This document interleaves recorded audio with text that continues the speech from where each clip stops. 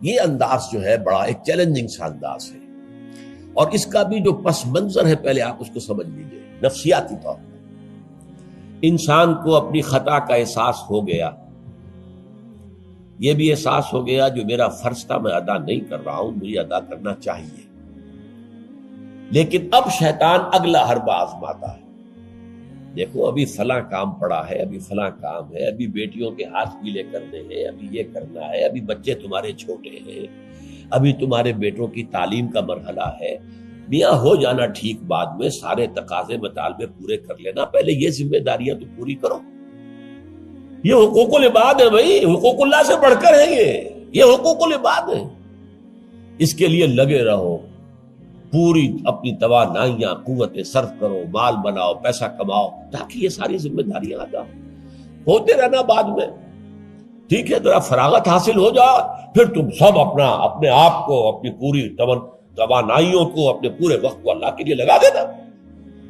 یہ ہے تاخیر اور تعویق، اس کا حربہ شیطان کا، یہ سب سے بڑا۔ کر لیں گے بھائی، کر لیں گے، کوئی نہیں، ابھی ذرا جلدی نہیں، ابھی فلاں کام ہے، فلاں فرائض ہے، فلاں ذمہ داریاں ہیں، ذرا ان سے نمٹ لوں، پر ذرا میں ریٹائر ہو جاؤں سروس سے تو پھر میں سارا اپنے آپ کو لگا دوں گا۔ وہ ریٹائرمنٹ کرتے ہیں اس وقت جب آپ کے اندر رہتا ہی کچھ نہیں، اگر آپ کے اندر کچھ رہ جائے تو وہ چھوڑیں گے آپ کو، وہ ساری توانائیاں تو گئی، اب تو آپ کھوکھلا ایک ڈھانچہ لیے پھر رہے ہیں، آپ کے اندر صلاحیت اور قوت کہاں ہے اب؟ لہذا یہ سارے دھوکے شیطان کے ہیں۔ اس میں ایک چیلنجنگ انداز میں علم یعنی وقت آیا نہیں ہے ابھی اہل ایمان کے لیے، کس چیز کا انتظار کر رہا ہے؟ جو جیسے ہی خیال ہو جائے کہ واقعی یہ فرض ہے، فوراً لبیک کہو۔ تم نے اگر کسی بھی پہلو سے تاخیر اور تعویق کا راستہ اختیار کیا تو یہ شیطان کے پھندے میں گرفتار ہونے کا وہ راستہ ہے اصل۔ وہ شیطان پھر چھوڑے گا نہیں، پھر وہ اسے آپ کو اپنے فتراک کا نخچیر بنا لے گا، اپنے تھیلے میں شکار کی حیثیت سے، جیسے کہ آپ تیتر بار کے تھیلے میں ڈال لیتے ہیں شکار کر کے، اس کے فتراک کے نخچیر بن کر رہ جاؤ گے، پھر آگے نکل نہیں سکو گے۔ یہ تاخیر اور تعویق جو ہے، یہی ہوا تھا غزوہ تبوک میں۔ حضرت کعب ابن مالک رضی اللہ تعالیٰ عنہ نے، وہ بھی ان 3 صحابہ میں سے تھے جو سچے صادق الایمان صحابہ تھے، لیکن غزوہ تبوک میں نہیں گئے۔ حضور نے واپس آ کے جو لوگ نہیں گئے تھے ان سے جواب طلبی کی، لہذا منافقین تو آئے، اللہ کی قسم ہے، خدا کی قسم ہے یا رسول اللہ، میں اللہ کو گواہ کر کے کہتا ہوں یہ تھا یہ تھا یہ تھا، یہ سبب تھا، میں نہیں جا سکتا۔ حضور فرماتے تھے مسکراتے، اچھا جائیے تشریف لے جاؤ، کوئی پکڑ نہیں۔ یہ آئے جب کعب ابن مالک تو حضور کے چہرے پر مسکراہٹ تھی، تنزیہ مسکراہٹ۔ آپ فرمائیے آپ کیوں نہیں گئے، کیوں نہیں گئے تھے ہمارے ساتھ؟ عرض کیا حضور میرے پاس بھی زبان ہے، میں بھی جھوٹ بول سکتا ہوں، لیکن آج میں جھوٹ بول کر آپ کی گرفت سے، آپ کی سرزنش سے اپنے آپ کو بچا لوں گا، لیکن قیامت میں کیا کروں؟ خدا کی قسم جتنا صحت مند میں اس زمانے میں تھا اتنا صحت مند کبھی نہیں رہا، یعنی کوئی بیماری مجھے آج نہیں لاحق نہیں تھی، اور جتنا فارغ البال میں اس زمانے میں تھا، ہر چیز میرے پاس تھی، اتنا فارغ البال میں کبھی نہیں رہا۔ لیکن حضور میرے نفس نے مجھے پٹی پڑھائی کہ حضور تو جائیں گے نا 30,000 کا لشکر لے کر، تو اس کی تو ایک خاص رفتار ہوتی ہے، تیز رفتاری سے تو نہیں جا سکتا، اور تمہارے پاس ہے بڑی مضبوط تکڑی اونٹنی ہے، تمہارے جو ناقہ ہے تمہاری وہ تو بہت جو ہے قوت والی ہے، لہذا ابھی 2-3 دن چلنے دو لشکر کو، پھر تیزی کے ساتھ دوڑا کر اپنی اونٹنی کو جا کے مل جانا۔ ہر روز صبح مجھے یہی نفس جو ہے پٹی پڑھاتا رہا کہ اچانک ایک دن میں نے محسوس کیا کہ اب تو چاہے میں کتنا ہی تیز دوڑ لوں آپ کے ساتھ نہیں مل سکتا، بس میں رہ گیا بیٹھ، اب جو صدا دوں۔ یہ ہے تاخیر و تعویق۔ انہیں سزا دی گئی، مقاطعہ، کوئی شخص اس سے بات نہ کرے۔ 3 صحابہ کا معاملہ ہے، یہ سورہ توبہ کے اندر تفصیل سے آیا ہے، اور صحیح بخاری کی طویل ترین احادیث میں سے پڑھنے کے قابل ہے کہ انہوں نے کیسے بیان کیا اپنے پورے معاملے کو۔ یہ نفس کیسے دھوکہ دیتا ہے. ابھی چند دن اور مدینے کے اندر اپنے نخلستان کی ٹھنڈی چھاؤں کے اندر آرام کر لو، چند دن اور. بھائی جانا ہے، بہت دور جانا ہے، تبوک جانا ہے، کوئی یہ 2 دن میں تو نہیں پہنچ جائے گے حضور.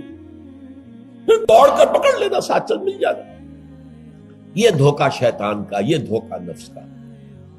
یہ ہے الم یأن للذین آمنوا ان تخشع قلوبہم لذکر اللہ وما نزل من الحق. یہ سب کچھ تم نے 15 آیتیں اگر سورہ حدید کی پڑھ کر بھی تم نے اپنی گردن نیچے کر کے اپنے دل کو نہیں ٹٹولا تو اور کون سی ہدایت آئے گی، کہاں سے آئے گی؟ 15 آیتیں سورہ حدید کی پڑھ کر بھی.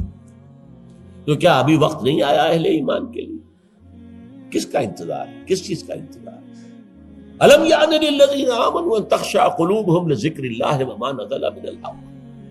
کیا وقت آنے گیا اہل ایمان کے لیے کہ ان کے دل جھک جائیں اللہ کی یاد میں، اور جو کچھ حق میں سے نازل ہوا، ما نزل من الحق، یہ پورا قرآن الحق، اس میں سے جو یہ آیات نازل ہوئی ہیں یہ تم نے ابھی سن لی ہیں، پڑھ لی ہیں، اس کے سامنے بھی دل نہیں جھکیں گے تو کب جھکیں گے؟ اس پر بھی اگر دل نہیں پگھلے تو کب پگھلیں گے؟ اس پر بھی اگر دل میں کوئی عزم اور ارادہ پیدا نہ ہوا کہ اپنی جان لگا دینی ہے، کھپا دینی ہے، ان صلاتی و نسکی و محیایا و مماتی للہ رب العالمین، اس پر بھی نہیں ہوا تو کب ہوگا؟ اور کون سی ہدایت آئے گی؟ فَبِأَيِّ حَدِيثٍ بَعْدَهُ يُؤْمِنُونَ، اس قرآن کے بعد اور کون سی چیز کے یہ منتظر ہے جس پر یہ ایمان لائیں گے؟ الم یعن للذین آمنوا ان تخشع قلوبہم لذکر اللہ وما نزل من الحق.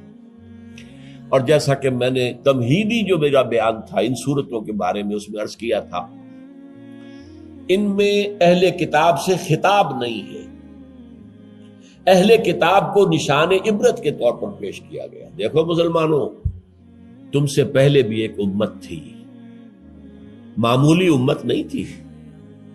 وہ امت جسے قرآن سند دے رہا ہے 2 دفعہ سورہ بقرہ کے اندر صرف، یا بنی اسرائیل اذکروا نعمتی التی انعمت علیکم وانی فضلتکم علی العالمین. اے بنی اسرائیل، یاد کرو میرے اس احسان کو جو تم پر ہوا، میں نے تمہیں تمام جہان والوں پر فضیلت دی تھی. وہ قوم، وہ امت، امت موسیٰ، اس امت کو کتنی کتابیں دی گئی؟ تورات انہیں دی گئی، زبور انہیں دی گئی، انجیل انہیں دی گئی. امت تو ایک ہی ہے. یہ حضرت مریم اسرائیلی نہیں تھی کیا؟ تو چاہے باپ حضرت عیسیٰ کا کوئی نہیں ہے لیکن وہ حضرت مریم کے بیٹے ہیں، اسرائیلی.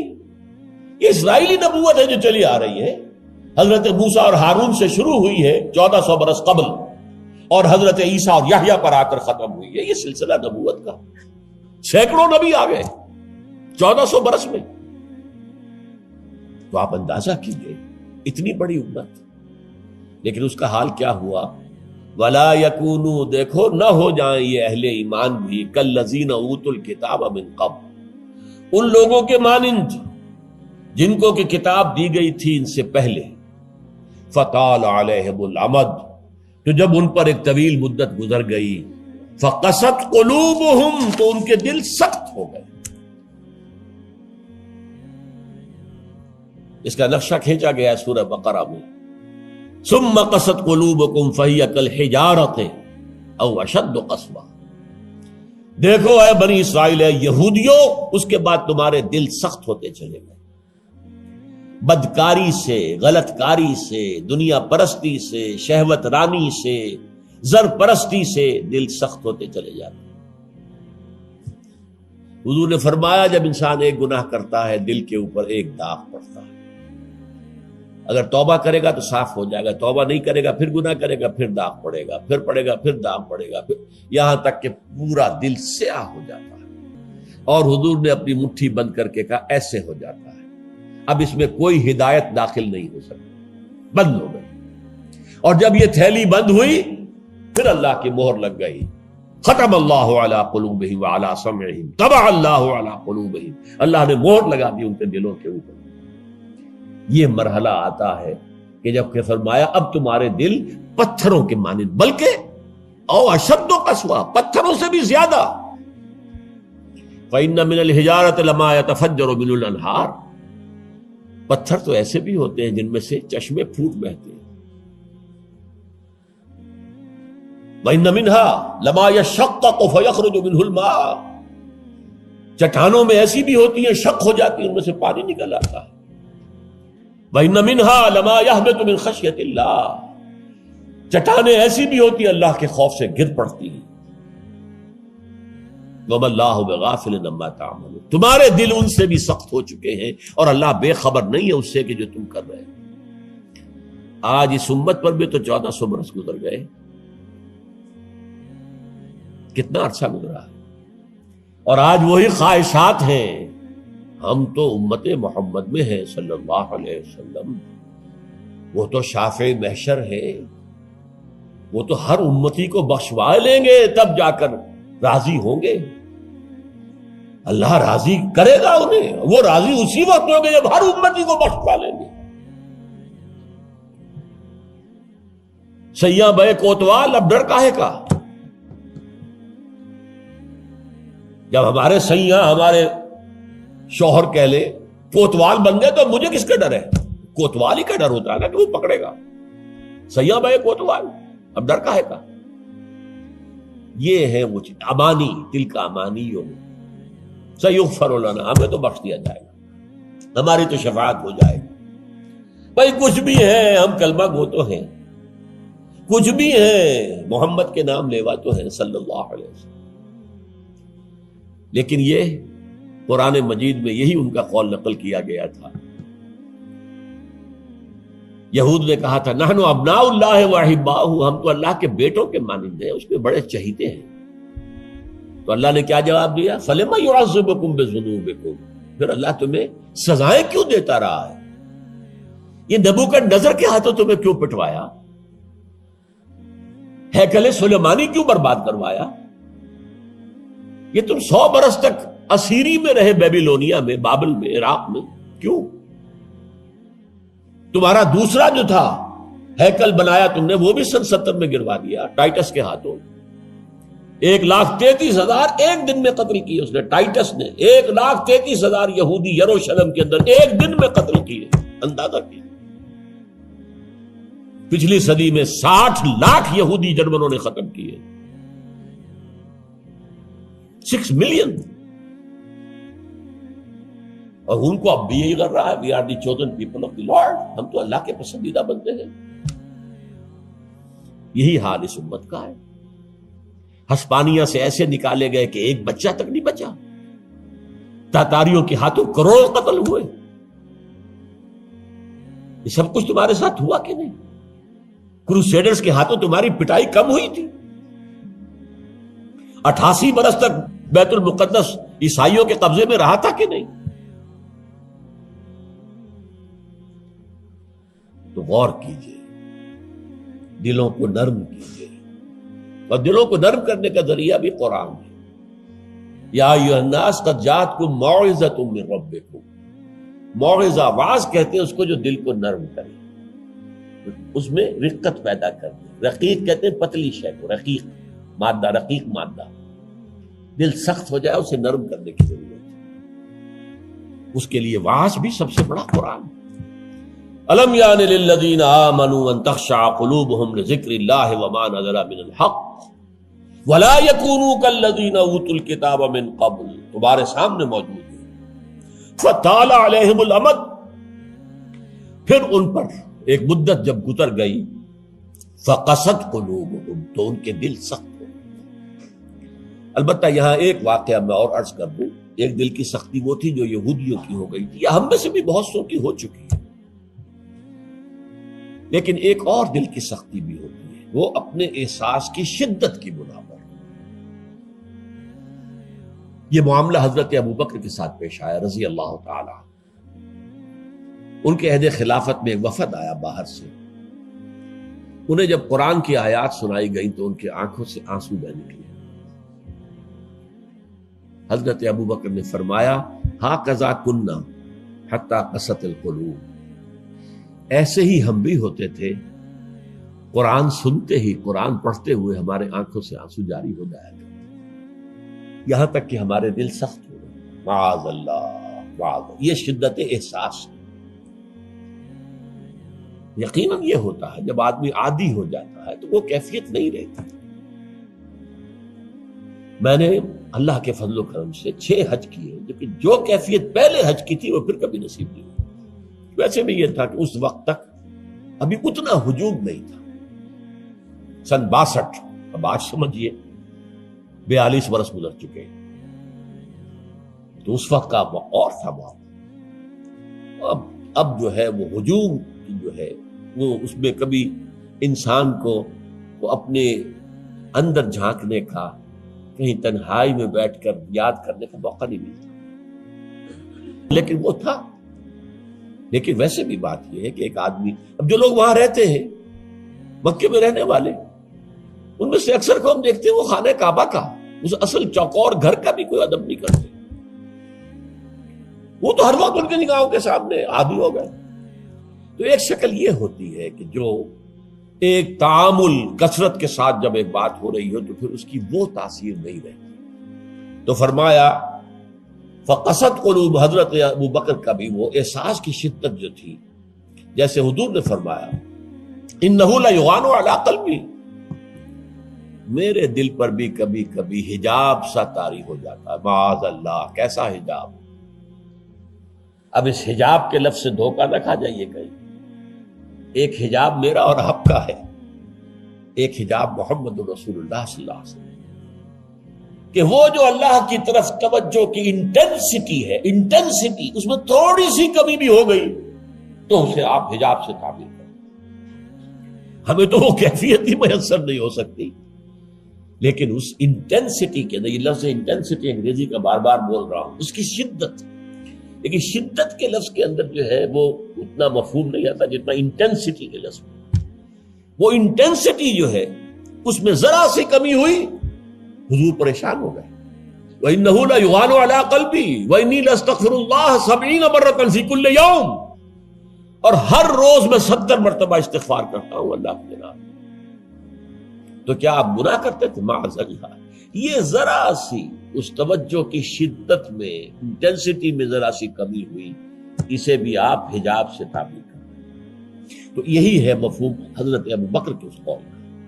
لیکن ایک ہے قساوت قلبی، معصیت کی وجہ سے، دنیا پرستی کی وجہ سے، نفس پرستی کی وجہ سے، زر پرستی کی وجہ سے، شہرت پرستی کی وجہ سے، اقتدار پرستی کی وجہ سے، یہ پرستشیں جو ہے، یہ جو دل کو سخت کرتی ہیں تو وہ پتھر اور چٹان سے زیادہ سخت ہو جاتا ہے۔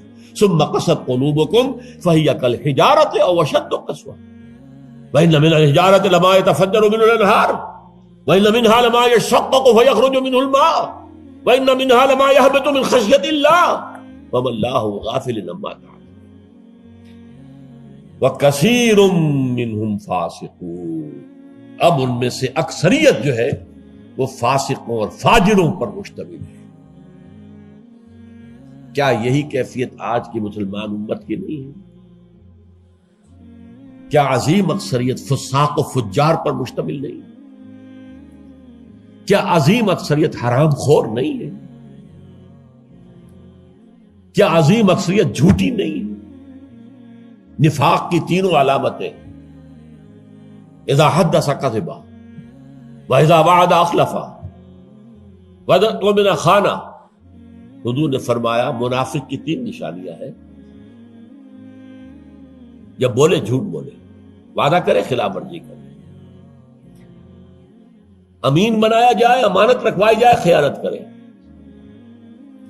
یہ الفاظ ہیں بخاری شریف کے بھی اور مسلم شریف کے بھی، اور مسلم شریف میں اضافی الفاظ ہیں وَلَوْ صَامَ وَصَلَّى وَزَعَمَ أَنَّهُ مُسْلِمٌ۔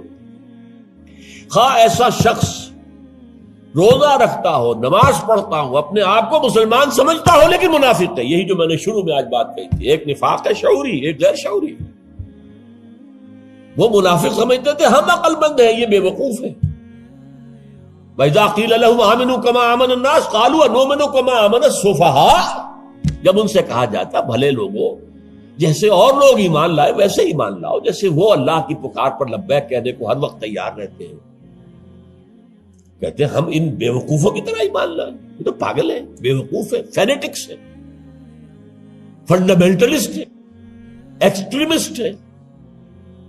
ہم تو ماڈریٹ اور بڑا روشن خیال اسلام جو ہے اس کے قائل ہیں. جب ان سے کہتا تھا فساد مت مچاؤ، کہتے تھے ہم تو مسلح ہیں بھائی، ہم تو چاہتے ہیں صلح. یہ محمد ہے صلی اللہ علیہ وسلم جنہوں نے اب یہ جنگ کا بازار گرم کر دیا. کیا ضرورت تھی؟ مکے میں 13 برس تبلیغ کرتے رہے، کوئی ہاتھ نہیں اٹھایا، یہی پروسیس جاری رہتا. خامخواہ یہ جنگ کا سلسلہ شروع کر دیا. کیا فائدہ؟ یہ بھی کہا جا سکتا ہے جس دشمن کو گڑ دے کر مارا جا سکتا ہے اسے زہر کا کو دینا ہے. بھائی تمہاری تعلیم اتنی اعلیٰ ہے، اتنی عمدہ ہے، فطرت کے مطابق ہے، پھیلاؤ. لیکن محمد کی سنت کچھ اور ہے، اسوہ محمدی کچھ اور ہے صلی اللہ علیہ وسلم. اس کے لیے منہج انقلاب نبوی میری کتاب کا مطالعہ کیا، تب پتہ چلے گا انقلاب کسے کہتے ہیں. اور یہ رسول انقلاب تھے صلی اللہ علیہ وسلم. بہرحال کثیر منہم فاسقون، جو بات کہی گئی ان اہل کتاب کے لیے اس وقت، آج وہ ہم پر راست آ رہی ہے. اللہ تعالی ہمیں اس سے نکلنے، توبہ کرنے، اللہ کی جناب میں سر جھکانے، اللہ کی کتاب کے سامنے سر جھکانے کی اللہ تعالی ہمیں توفیق عطا فرمائے.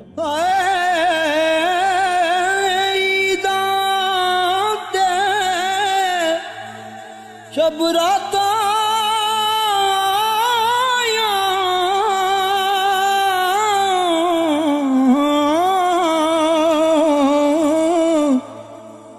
سب لوگ گران آئے،